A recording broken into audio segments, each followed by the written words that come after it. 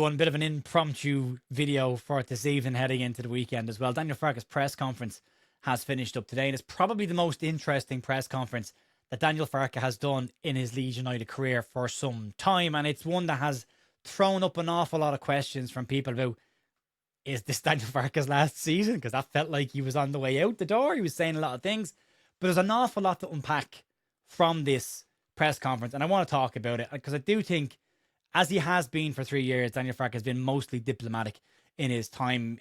In this press conference, I found him to be incredibly reflective and maybe just taking a moment to sit back and say, we've done the job we were asked to do, and we should take a moment to just calmly stop, have a think about it, and be proud of the work that we've done up until this point. There is confidence when Daniel Farke talks in situations like this, as there was at the end of last season as well. The job is done. What's next? ... Caveats galore. But there is an element of conversations that need to happen, not just with the board and behind the scenes going into the summer, but with Daniel Farke himself and what he actually wants from his managerial career. And he didn't come across as a manager that looked like he was under pressure. He didn't come across as a manager who was desperate. And he definitely wasn't jumping into answers and saying the first thing that popped into his head. There were several times during the press conference where he was very measured, where he paused. There was almost at times maybe even a little bit of emotion. But he took time to consider the question he was being asked, and in some cases gave a much broader answer to the question that he was actually being asked. From a tone perspective, it's Daniel Farke. He came across very calm. He was very pointed in what he was saying, from my personal opinion, not aggressive.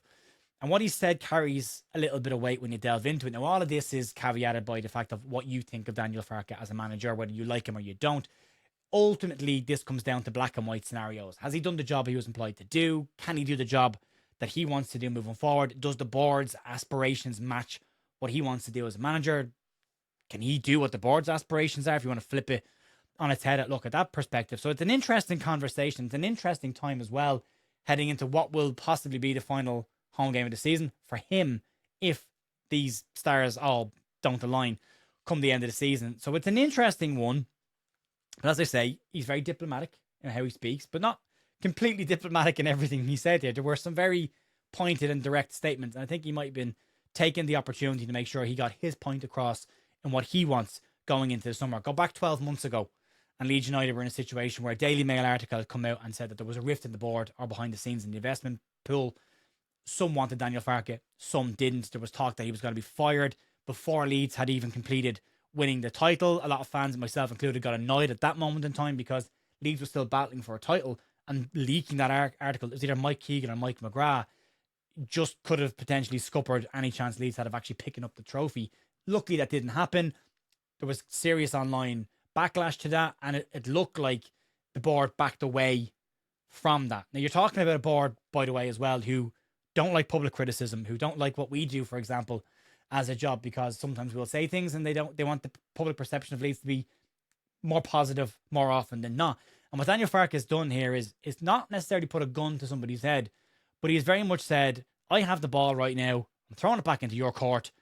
You know where the situation lies. Over to you to see what you can do. Now, the heading on this is very much Daniel Farke, back me, ... Again, so it did come across as a manager that was saying, back me, or I'll go and I'll say thank you and I'll wish you all the best and it'll be very amicable. But unless you're going to back me and push this forward, then I'm not the right guy for you and you need to go in a different direction. And there's lots of different side quests to this as well, because Leeds have to learn from the lessons of the past. And he pointed that out in this press conference as well. We'll get into that and his exact quotes in a bit more detail. But he did point out that we have to learn the lessons of what happened after Marcelo Bielsa's time at the club. After that first season when we achieved something, and Daniel Farke is the only other manager to actually go and achieve safety in the Premier League since then. Well, Jesse Marsh, but not with a full season behind him. So he's achieved something. Bielsa's achieved something. Different styles of doing it, and different budgets, and that's all, should be pointed out as well. But he does have a position now where he can say, look, I've done the job you've asked me to do. Now, what's next? And Leeds cannot make the same mistake they made after the first season with Marcelo Bielsa and not back the manager properly to push this forward. And the question will be, does the ownership actually want to push it forward, or how much do they want to push it forward? And again, Do they see him as the right guy? And does he see them as the right ownership for him? So there's a lot in this to unpack. And he's made his position very clear, I think, for everybody in this. So, I said a couple of weeks ago, maybe regret saying it now, but that Leeds were coming into a summer where all the clubs around them in the Premier League and coming up have levels of uncertainty around them. And Leeds didn't have that. Leeds seemed to be very calm behind the scenes and everything looked fine. But that might not be the case anymore given this one. But I do think he's made his position very clear. I think he knows what he was doing in this press conference as well. Daniel Farke is no one's fool, and he doesn't say things for effect. And I've always said he tends to leave little breadcrumbs along the line. And I think in this, there are some stuff there. And again, you go back 12 months ago, and given the rumours that came out and controlling the narrative, maybe he's putting his case forward right now to say, this is me, this is where I stand. I'm not getting into what happened last year again. I'm getting out in front of this, and I'm putting my stuff out first. That's just that. We'll get into some of the quotes, and we'll talk about that, and we'll actually talk about where it actually leaves Leeds or leaves him, or what direction it points in. The first quote to talk about is the mission being complete. And in this, he says, this period is done. We have to speak about new goals, the way we want to achieve it, the process. And then before I speak about the future, the club has to decide where we want to be and what are our new goals. So he's putting a full stop at the project where it is right now. They've achieved survival in the Premier League. They got promoted back to it. Job done for what he was asked to do when he came in, a year ahead of the end of his contract. So to unpack that, he is drawing a very clear line in the sand here. His mandate that he came in with is done. Promotion, survival, all sorted. And there's no assuming of continuity on his side. He doesn't want to maintain the status quo of where we are right now. He wants more. He described himself as an ambitious manager, and he wants a new conversation now to talk about what is next for Leeds. The second quote is really interesting in this as well. This is the alignment condition, if you want to label it as that. And he said, it's important that we're on the same page because I don't decide for the club. I don't own the club, and I don't run the whole club. I run the sport. We have to speak about what we will do, what are the new goals, and can we keep our best players, and can we improve the squad? Can we bring players in who make us better? Now, there's interesting parts to this because he was also asked about the contractual futures of the likes of Ethan Ampadu, Pascal Strout, Carl Darlow. And he wouldn't get into that because he said those conversations have to take place after he's spoken to everybody behind the scene. Now, there's no indication that any conversations have already happened behind the scene. And again, we'll get into some of the past detail on that in a couple of seconds and talk about that. So he is literally speaking from a timeline perspective. This is what has to happen before we get into the next thing. But to unpack this piece, there is a back me or I'm moving on context to this. He's not just issuing an ultimatum in those exact words. He is far too smart and clever to do something like that publicly, and no manager who has ever gone out in front of the camera and issued an ultimatum has ever ended up in a very strong position. But there is an implication there that's fairly obvious to look into. If the ambition isn't there from the boardroom, then Daniel Farke doesn't believe that he's the right man to take Leeds United forward, and he will look for pastures new, and they need to look for a new captain to steer the ship into new waters next season. There is that.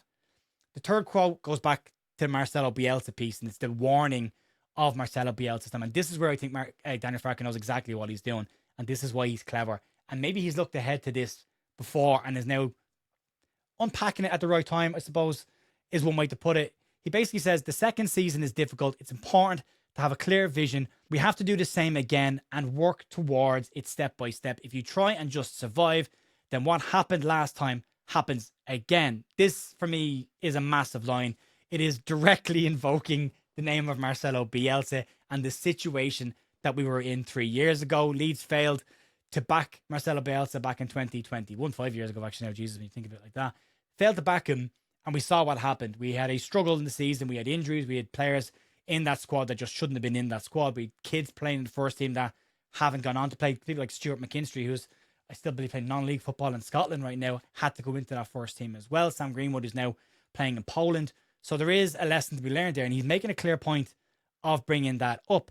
And he's essentially saying, you know what happens if you don't commit, don't do it again. And from a fan's perspective, you have to be happy with that kind of a line, because he's saying what all the fans will want. Build on this, push forward, don't just sit in your laurels. Please don't do what you've done before. And I think there's a line there for me that every single fan would get behind. And we'll see once the transfer window opens, is the ambition there from the club? Do they want to hang on to the better players, or do they sell them? Do they bring players in to replace the good, better players that are going to go out the door?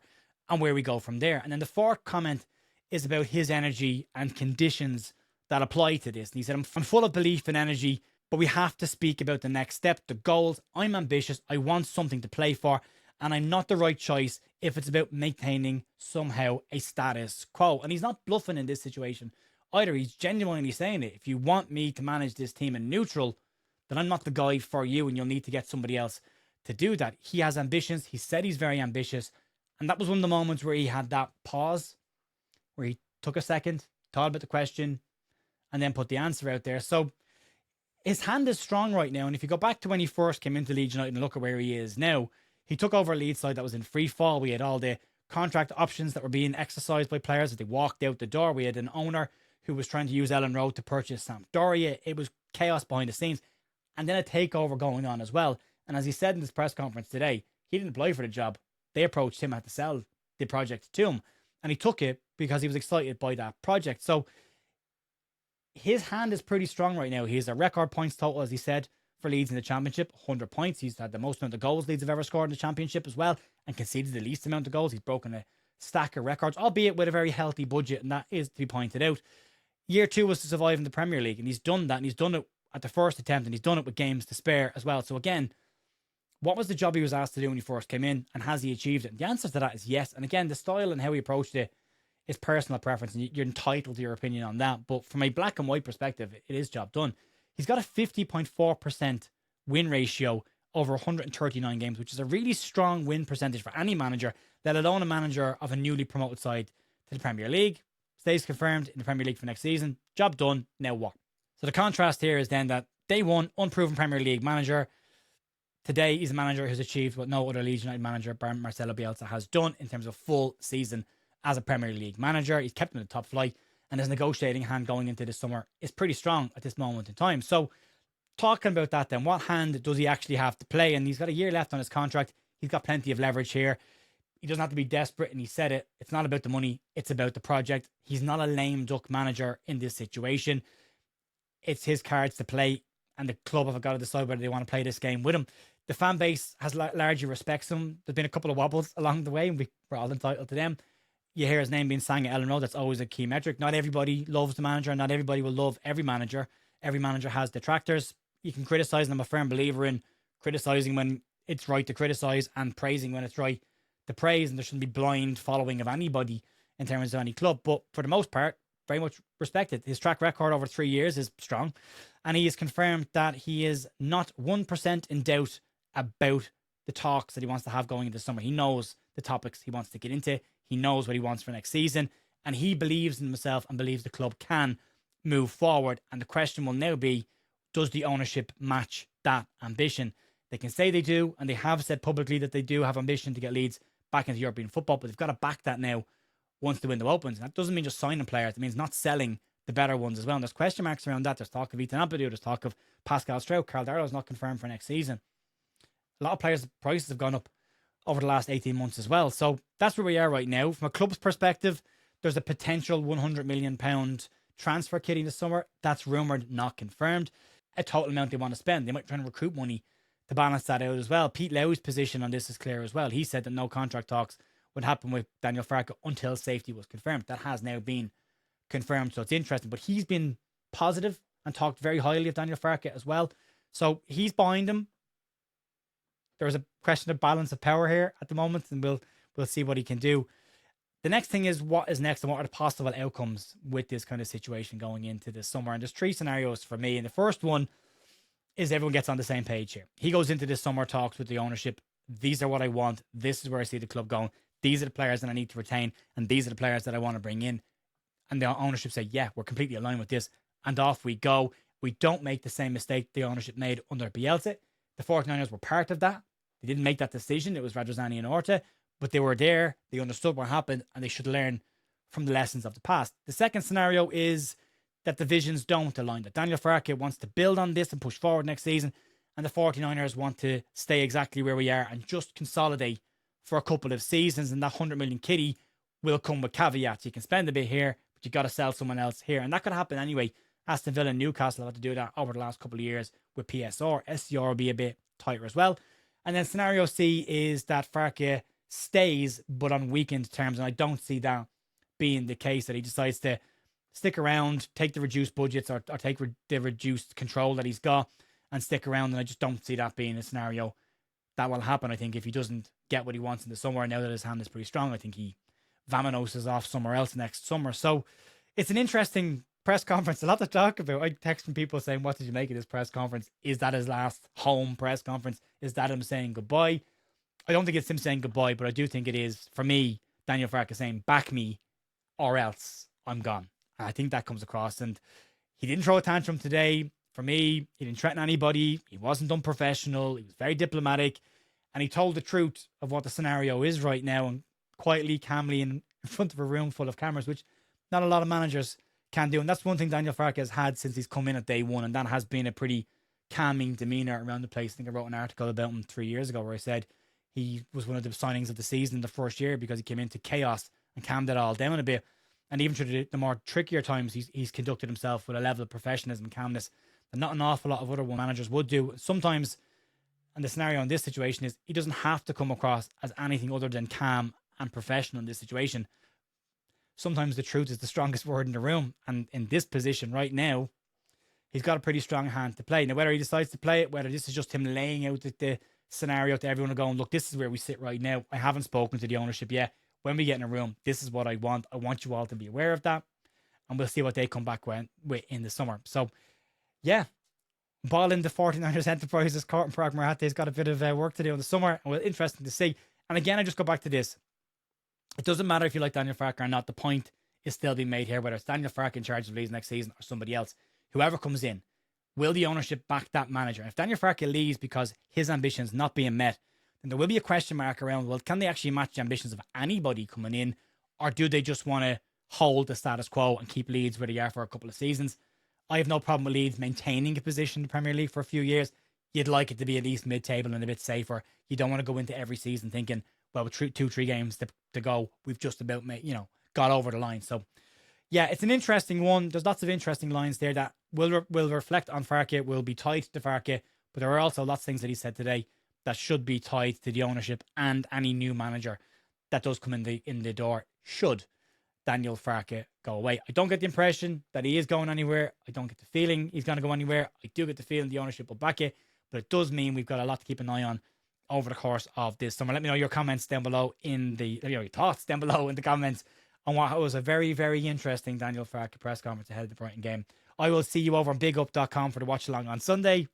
We'll see if we've any talking points afterwards over here on YouTube in the instant match reaction after that. Have a great rest of your day. I'll talk to you soon. See you later.